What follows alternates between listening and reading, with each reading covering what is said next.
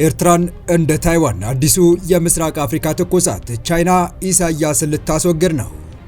ኢትዮጵያና ቻይና ታይዋንን ያስደነገጠ ኤርትራን ያስበረገገ ያቋም መግለጫ አውጥተዋል። የአዲያሎ ቤተ መንግስት ሹማምንት ኤርትራን እንደ ታይዋን በሚለው ህሳቤ ተደናግጠው የሚይዙት የሚጨብጡት አጥተዋል። አንድ ልዕለ ኃያል ቻይና ትመሰረታለች የሚለው አቋም ኢትዮጵያ መደገፏ በምስራቅ አፍሪካ ላይ አንድ አዲስ ክስተት ሊፈጠር እንደሚችል ያመላከተ ሆኗል። ቻይና ታይዋንን፣ ኢትዮጵያ ኤርትራን የሚል አነጋጋሪ ትንታኔዎች እየወጡ ነው። ቻይና እንደሚባለው ኢሳያስን ልታስወግድ ትችላለች፣ እንመለከተዋለን። ሰላም ውድ የሉሌ ቤተሰቦች እንደምን አላችሁ? ቻናሉን ሰብስክራይብ፣ ላይክ፣ ሼር ያደረጋችሁ እስከ ጥንቅራችን ፍጻሜ አብራችሁን ቆዩ።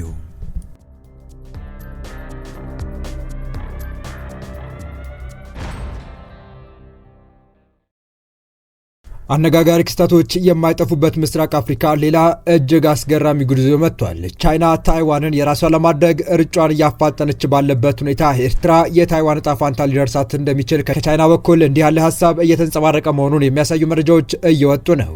አሁን ለኢትዮጵያ ያሉና ጥያቄ ከሆነው የባህር በር የማግኘት እንቅስቃሴ ኤርትራን ወደ እናት ሀገሯ ወደ መመለስ የሚደረግ ጉዞ ሊኖር እንደሚችል አንዳንድ ተንታኞች እየተናገሩ ነው። ኢትዮጵያም አንዲት ቻይና ብቻ ነው የምትኖረው፣ ታይዋን የቻይና ሉዓላዊ ግዛት ናት ስትል አቋሟን በግልጽ አሳውቃለች። በዚህም ቻይና በተመሳሳይ ኢትዮጵያ የባህር በር በማግኘት ብቻ ሳይሆን በሴራና በፖለቲካ ሸፍጥ ከእናት ሀገሯ እንድትነጠል የተደረገችው ኤርትራ ወደ ኢትዮጵያ እንድትመለስ ለማድረግ ድጋፍ ልታደርግ ትችላለች የሚል መልእክት ወጥቷል። በዚህም ኤርትራውያን ያረጀና በወንበሩ ላይ ለዘመናት በአምባገነንነት የገዛውን የኢሳያስ አስተዳደር ልታስወግድ ትችላለች እየተባለ ነው። በዓለም ላይ ያለችው አንዲት ቻይና ብቻ ናት፣ ታይዋን ከቻይና ግዛት የማትነጠል አካል ናት ስትል ኢትዮጵያ አቋሟን አስታውቃለች። የህዝባዊ ሪፐብሊክ ቻይና መንግስትም መላው ቻይና የሚወክል ብቸኛ ህጋዊ መንግስት ነው በማለት ለአንድ ቻይና መርህ ያላትን ጽኑ ድጋፍ አረጋግጣለች። ኢትዮጵያ ስለ ታይዋን ነጻነት የሚካሄዱ ሁሉንም አይነት እንቅስቃሴዎች በጽኑ እንደምትቃወም የገለጸች ሲሆን እንዲሁም የቻይና መንግስት ብሔራዊ ውህደትን እውን ለማድረግ የሚያደርጋቸውን ሁሉንም አይነት ጥረቶች እና የተመድ ጠቅላላ ጉባኤ የውሳኔ ሀሳብ 2758ን በጽናት እንደምትደግፍ አሳውቃለች። ቻይና በበኩሏ ኢትዮጵያ በአፍሪካ ቀንድ ቀጠና ላላት ሚና ትልቅ ግምት እንደምትሰጥ ገልጻለች። ቻይና በቀጠና የሚገኙ ሀገራት የተመድን ቻርተር፣ ዓለም አቀፍ ህግንና የግዛት ሉዓላዊነትን ባከበረ መልኩ ትስስራቸውንና ትብብራቸውን በማጠናከር የአፍሪካን ውህደት እንዲያፋጥኑ እንደምታበረታታ ገልጻለች። በተጨማሪም ቀጠናዊ ሰላምና ልማትን ለማረጋገጥ በዲፕሎማሲው ድርድር የባህር በር በመክፈት የማሪታይም ሎጂስቲክስ ማሳለጥ እንደሚያስፈልግ ጠቁማለች።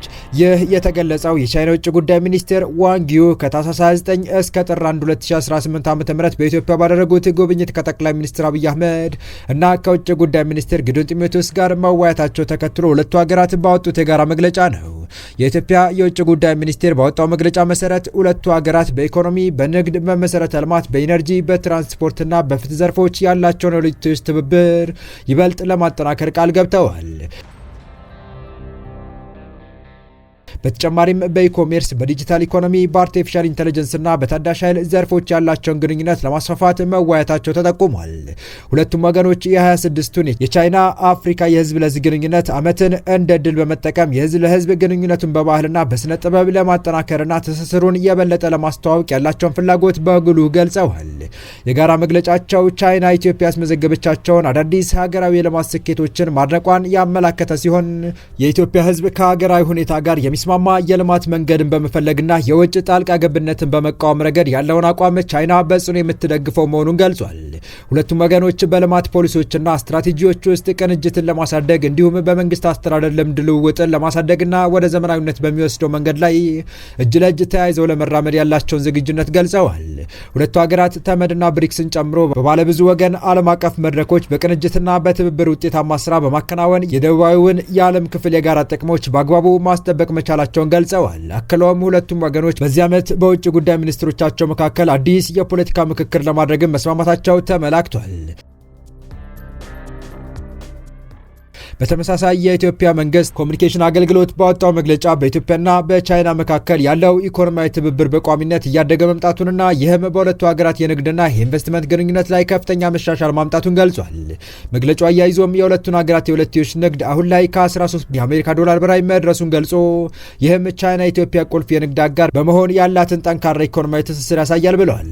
ኢትዮጵያ ከቻይና የምታስገባው ምርት በተጠናቀቀው ዓመት መጋቢት ወር ላይ ብቻ 1.57 ቢሊዮን ዶላር የደረሰ ሲሆን ይህም ከባለፈው ዓመት ተመሳሳይ ወቅት ጋር ሲነጻጸር የ22 በመቶ ጭማሪ አሳይቷል ሲል መግለጫው አመላክቷል።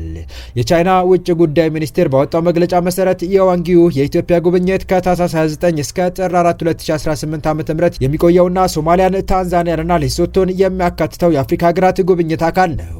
ይህ ጉብኝት የቻይና ውጭ ጉዳይ ሚኒስቴር የዓመቱን የመጀመሪያ ውጭ ሀገር የስራ ጉብኝታቸው በአፍሪካ ሲያደርጉ ለ36ኛ ተከታታይ ዓመት ሲሆን ይህም ቤጂንግ ለአህጉሪቱ ለረጅም ጊዜ የሰጠችውን ዲፕሎማሲያዊ ትኩረት በግልጽ ያሳያል። የዋንጊው የሶማሊያ ጉብኝት ከጎርጎሮሳውያኑ 1980ዎቹ ወዲህ በአንድ የቻይና ውጭ ጉዳይ ሚኒስቴር የተደረገ የመጀመሪያ ጉብኝት ሲሆን ጉብኝቱ የሚካሄደው የአፍሪካ ቀንድ አንገብጋቢ በሆኑ ጉዳዮች በተያዘበት ወቅት ላይ ነው። ቤጂንግ ቀደም ሲል እስራኤል ራስ ገዟን ሶማሊላንድ እውቅና መስጠቷን ተከትሎ ለሶማሊያ ያላትን ድጋፍ ገልጻ ነበር። የሶማሊያ ባለስልጣናት ጉብኝቱ ቀጣይነት ባለው የጸጥታና የአስተዳደር ችግሮች ውስጥ ለአህጉሪቱ የተገኘ ዲፕሎማሲያዊ ድል አድርገው ተቀብለውታል። በተለይም ለቻይና ንግድ በቀይ ባህር በኩል ወደ አውሮፓ ለማለፍ ወሳኝ መተላለፊያ በሆነው በኤደን ባህረ ሰላጤ ዙሪያ ለሚታዩት ችግሮች ጉብኝቱ ትልቅ ትርጉም አለው። ታዛቢዎቹ እንደሚሉት የዋንጊው ጉብኝት የዓመቱን መጀመሪያ በአፍሪካ የማድረግ የ36 ዓመታት ልማድ አካል ሲሆን ይህም ዓለም አቀፋዊ አለመረጋጋቶች ቢኖሩም ቤጂንግ ለአህጉሪቱ የምትሰጠው ትኩረት የማይናወጥ መሆኑን ያሳያል። በአፍሪካ ቀንድም የቻይና ተሳትፎ ስትራቴጂያዊ ጥቅሞችን፣ የንግድ መተላለፊያዎችንና ዲፕሎማሲያዊ ተጽዕኖን ሚዛን በመጠበቅ መልኩ ማስቀጠል ላይ እያተኮረ ነው። በተለይም የሌሎች ዓለም አቀፍ ተዋንያን ተሳትፎ እየጨመረ በመጣበትና የቀጠና ሁኔታ እየተቀያየረ ባለበት በዚህ ወቅት የቻይና ሚና የጎላ ነው። በሶማሊላንድ ሪፐብሊክ የሚገኘው የታይዋን ተወካይ ጽህፈት ቤት ኢትዮጵያ ለአንድ ቻይና መሪ ላይ የሰጠችውን ድጋፍ ተቃወመ። ታይዋን ላይ የተሰነዘሩትን አስተያየቶች ሐሰት ናቸው ሲል የገለጸው ጽህፈት ቤቱ ኢትዮጵያ ቤጂንግ በታይዋን ላይ ያላትን አቋም መደገፏ በእጅጉ እንዳሳዘነው አስታውቋል።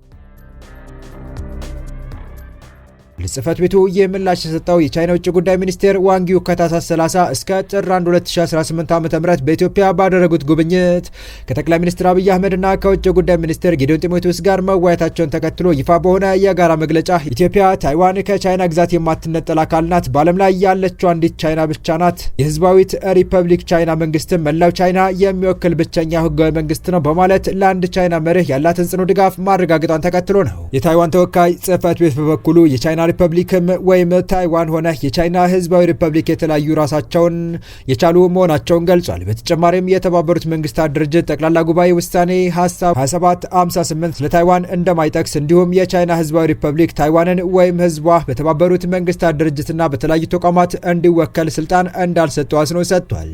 ጽህፈት ቤቱ ኢትዮጵያ ቻይናን በጭፍን መከተል እንድታቆም ጥሪ ያቀረበ ሲሆን የቀጠናውን ሰላምና መረጋጋት የሚያናጉ ንግግሮችና ድርጊቶችን ከመደገፍ እንድትቆጠብ አስጠንቅቋል። የታይዋን ሉዓላዊነት የታይዋን ህዝብ ነው። የታይዋንን የወደፊት እጣ ፋንታ መወሰን የሚችሉት እነሱ ብቻ ናቸው ሲል ጽህፈት ቤቱ ገልጾ ታይዋን ዲሞክራሲንና ነጻነትን ለማስጠበቅ ከዲሞክራሲያዊ አጋሮች ጋር ትብብርን ለማጠናከርና በአካባቢው ያለውን ሰላምና ደህንነት ለመጠበቅ የአምባገነትን መስፋፋት መቃወሟን እንደምትቀጥልም አክሏል። የተወደዳችሁ የቻናላችን ቤተሰቦች ለአሁኑ ለእናንተ ይመጥናሉ ብታደምጧቸው ታተርፉባችኋላችሁ ብለን የመረጥንላችሁ ዕለታዊ መረጃዎቻችን እስካሁን ያደመጣችኋቸው ነበሩ። በተመሳሳይ ሀገራዊና ቀጠናዊ ጉዳዮች እንዲሁም ዓለም አቀፋዊ የጂኦፖለቲካ ወታደራዊና አነጋጋሪ ክስተቶችን ለበለት ተከታትለን በትኩስ ይዘን እንደምንቀርብ እያሳወቅን ቻናሉ ቤተሰብ ካልናችሁ ሰብስክራይብ፣ ቪዲዮን ላይክ እና ሼር በማድረግ ተደራሽነታችን ታሰፉ ዘንድ አክብሮታዊ ግብዣችን ነው። አበቃን። ሰናይ ጊዜን ተመኘን።